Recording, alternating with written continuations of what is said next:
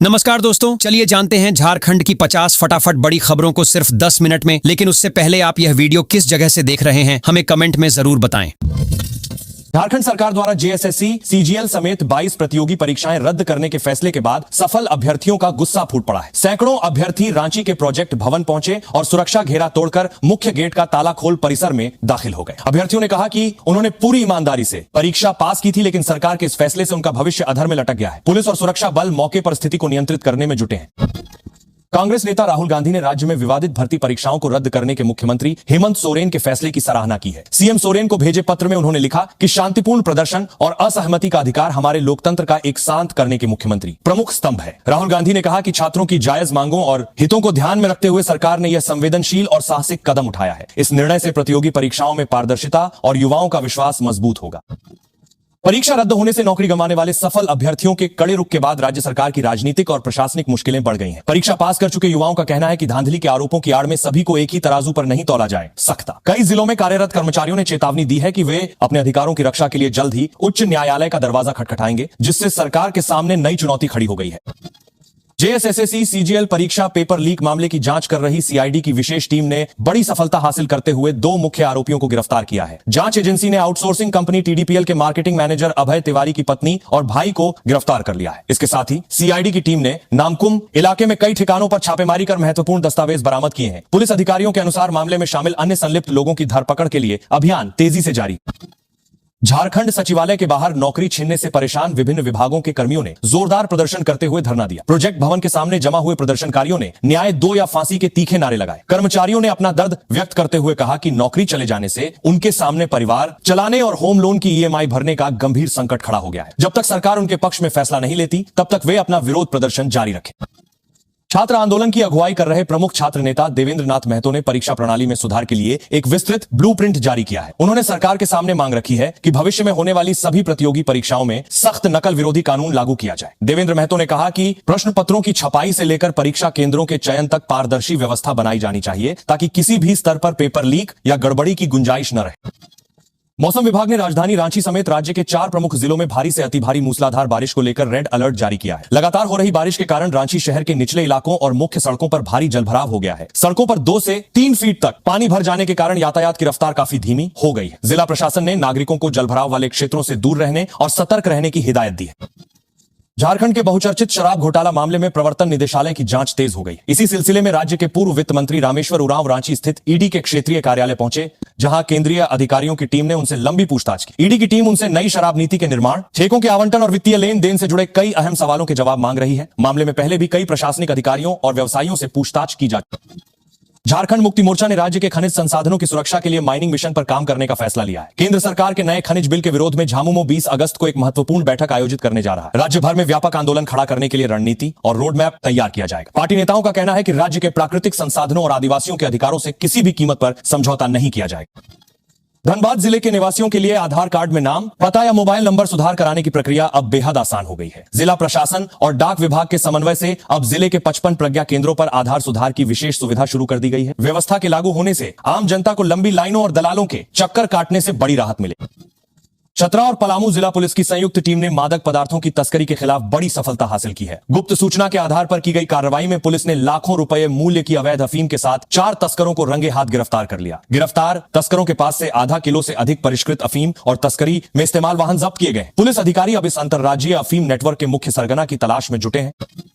चाईबासा के एक सरकारी स्कूल की महिला प्रिंसिपल का नाम राष्ट्रीय शिक्षक पुरस्कार के लिए नामांकित किया गया है। प्रिंसिपल ने अपने व्यक्तिगत प्रयासों और समाज के सहयोग से 30 लाख रुपए का फंड जुटाकर विद्यालय में 6 हाई टेक स्मार्ट क्लास का निर्माण कराया है। उनके इस नवाचार और लगन से स्कूल में बच्चों की उपस्थिति और पढ़ाई के स्तर में अभूतपूर्व सुधार हुआ है। उनके इस उत्कृष्ट कार्य की पूरे राज्य में काफी सराहना की जा रही है। सरकार उनके पलामू जिले और ऊपरी जलग्रहण क्षेत्रों में रुक रुक कर हो रही मूसलाधार बारिश के कारण कोयल नदी एक बार फिर उफान पर आ गई है। नदी का जलस्तर तेजी से बढ़ने के कारण तटीय इलाकों और मेदिनी नगर के रिवर फ्रंट क्षेत्र जलमग्न हो गए हैं। किनारे बसे निचले इलाकों में बाढ़ की चेतावनी जारी कर दी। इसके साथ ही आपदा प्रबंधन दल को सतर्क रहने और स्थानीय निवासियों को सुरक्षित स्थानों पर जाने की सलाह दी गई। जमशेदपुर शहर की ऐतिहासिक डिमना झील और जल विरासत को अब राष्ट्रीय स्तर पर विशेष पहचान मिली है। नई दिल्ली स्थित ऐतिहासिक लाल किला परिसर में जमशेदपुर की डिमना झील के नाम पर एक विशेष दर्शक दीर्घा बनाई गई है। इस दीर्घा के माध्यम से देश विदेश से आने वाले पर्यटकों को जमशेदपुर के समृद्ध जल संरक्षण, इतिहास और प्राकृतिक सुंदरता के बारे में जानकारी मिलेगी। इस उपलब्धि से पूरे राज्य और लौह नगरी के निवासियों में काफी हर्ष का माहौल है। भारत निर्वाचन आयोग ने राज्य में विशेष संक्षिप्त पुनरीक्षण कार्यक्रम यानी एसआईआर की नई समय सारणी जारी कर दी है। नए शेड्यूल के अनुसार मतदाता सूची में नाम जोड़ने, सुधारने या हटाने के लिए नागरिक आगामी 14 अक्टूबर तक अपने दावे और आपत्तियां दर्ज करा सकेंगे। इसके बाद सभी आवेदनों की जांच पूरी कर 19 अक्टूबर को अंतिम मतदाता सूची का प्रकाशन किया जाएगा। आयोग ने सभी योग्य नागरिकों से मतदाता सूची में अपना नाम जांचने की अपील की है। राष्ट्रीय स्वास्थ्य मिशन यानी एनएचएम के तहत कार्यरत 11,000 से अधिक संविदा स्वास्थ्य कर्मियों के लिए बड़ी खुशखबरी सामने आई है। राज्य सरकार के स्वास्थ्य विभाग ने इन कर्मचारियों को कर्मचारी भविष्य निधि यानी ईपीएफ का लाभ देने के लिए संशोधित प्रस्ताव तैयार कर लिया है। अपर मुख्य सचिव ने इस प्रस्ताव को अंतिम मंजूरी के लिए संबंधित विभाग को भेज दिया है। इस फैसले से राज्य के हजारों नर्सों, एएनएम और पैरामेडिकल कर्मचारियों को सीधा वित्तीय लाभ मिलेगा। रेलवे सुरक्षा बल यानी आरपीएफ की विशेष टीम ने धनबाद जंक्शन के प्लेटफॉर्म नंबर 2 पर छापेमारी कर मादक पदार्थों की बड़ी खेप जब्त की है। तलाशी के दौरान संदिग्ध हालत में रखे 2 ट्रॉली बैग और 3 थैलों से कुल 40 किलोग्राम अवैध गांजा बरामद किया गया। आरपीएफ अधिकारियों के अनुसार यह खेप ओडिशा से उत्तर प्रदेश भेजी जा रही थी। हालांकि पुलिस की भनक लगते ही तस्कर मौके से फरार होने में कामयाब रहे, जिनकी तलाश जारी है।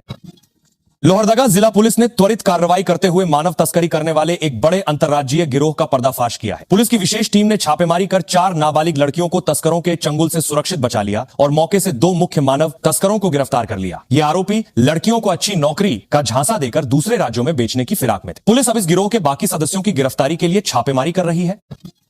गिरिडीह जिले के आम नागरिकों को ड्राइविंग लाइसेंस बनवाने में सहूलियत देने के लिए जिला परिवहन विभाग ने बड़ा कदम उठाया है। 20 अगस्त से आगामी 12 नवंबर तक जिले के सभी प्रखंड मुख्यालयों में विशेष ड्राइविंग लाइसेंस शिविर आयोजित किए जाएंगे। जरूरी जांच प्रक्रिया पूरी की जाएगी। परिवहन अधिकारी ने बताया कि इस अभियान का मुख्य उद्देश्य ग्रामीण क्षेत्रों के युवाओं को आसानी से लाइसेंस सुविधा उपलब्ध कराना है।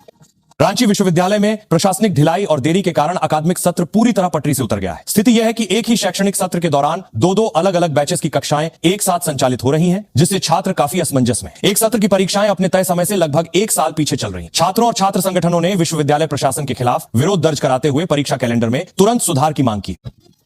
धनबाद जिले में मतदाता सूची के सत्यापन अभियान के दौरान मैपिंग से छूटे 1,27,000 मतदाताओं को निर्वाचन विभाग ने कारण बताओ नोटिस जारी किया है। जिला निर्वाचन अधिकारी ने इन सभी मतदाताओं को अपने जरूरी कागजातों के साथ संबंधित मतदान केंद्र और बीएलओ के सामने सुनवाई के लिए उपस्थित होने का निर्देश दिया है। तय समय सीमा में भौतिक सत्यापन न कराने पर ऐसे मतदाताओं के नाम मतदाता सूची से हटाए जा सकते।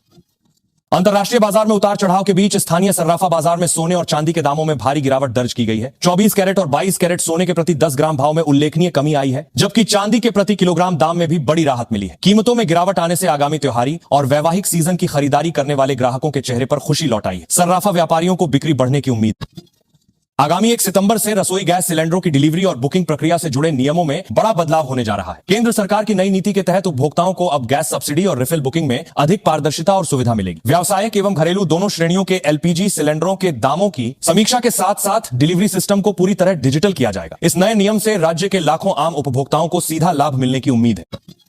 जमशेदपुर शहर में लगातार हो रही मूसलाधार बारिश और ओडिशा के चांडिल डैम से छोड़े गए पानी के कारण स्वर्णरेखा और खरकई नदियां खतरे के निशान को पार कर गई हैं। नदियों का जल स्तर तेजी से बढ़ने से तटीय बस्तियों जैसे शास्त्री नगर और बागबेड़ा में बाढ़ का खतरा मंडराने लगा है। जिला प्रशासन ने पूरे क्षेत्र में हाई अलर्ट घोषित कर दिया है और एनडीआरएफ की टीमों को तैनात करते हुए बाढ़ पीड़ितों के लिए राहत शिविर खोल दिए। राज्य सरकार के कड़े रुख के बाद विभिन्न विभागों में आयोजित 23 प्रतियोगी भर्ती परीक्षाओं की गहन जांच सीआईडी को सौंप दी गई है। इस जांच प्रक्रिया के दायरे में आने से हाल के वर्षों में नियुक्त हुए करीब 2044 सरकारी अधिकारियों और कर्मचारियों के भविष्य पर संकट के बादल मंडराने लगे। जांच एजेंसी यह पता लगा रही है कि इन परीक्षाओं में किसी तरह का पेपर लीक या डिजिटल धांधली तो नहीं हुई थी। बोकारो स्टील प्लांट यानी बीएसएल में आधुनिक डिजिटल तकनीक को अपनाते हुए एक नई क्रांति की शुरुआत की गई है। संयंत्र की कार्यप्रणाली, उत्पादन क्षमता और सुरक्षा मानकों को बेहतर बनाने के लिए अब आर्टिफिशियल इंटेलिजेंस और स्मार्ट मॉनिटरिंग सिस्टम लागू कर दिया गया है। कंपनी प्रबंधन के अनुसार इस नई एआई आधारित व्यवस्था से न केवल उत्पादन में कुशलता आएगी, बल्कि दुर्घटनाओं को रोकने और मशीनों के रखरखाव में भी मदद मिलेगी। खूंटी जिले के शिक्षित बेरोजगार युवाओं के लिए जिला नियोजन कार्यालय द्वारा एक दिवसीय विशेष रोजगार मेले का आयोजन किया जा रहा है। इस भर्ती कैंप के जरिए विभिन्न प्रतिष्ठित निजी कंपनियों में कुल 250 से अधिक पदों पर युवाओं की सीधी भर्ती की जाएगी। चयनित उम्मीदवारों को उनकी योग्यता के अनुसार 32,000 रुपए तक का आकर्षक वेतन पैकेज मिलेगा। जिले के इच्छुक युवा अपने सभी शैक्षणिक प्रमाण पत्रों के साथ इस रोजगार मेले में भाग ले सकते हैं।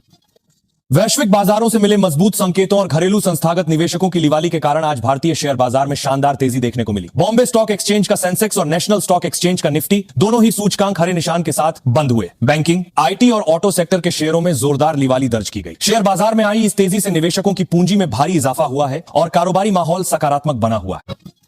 जामताड़ा पुलिस ने बहुचर्चित बालाजी ज्वेलर्स में हुई भीषण डकैती और गोलीबारी मामले का सफल खुलासा करते हुए मुख्य अंतर्राज्यीय गिरोह के सरगना को गिरफ्तार कर लिया है। पुलिस टीम ने आरोपी के पास से लूट में इस्तेमाल अवैध हथियार, कारतूस और लूटे गए सोने चांदी के आभूषणों का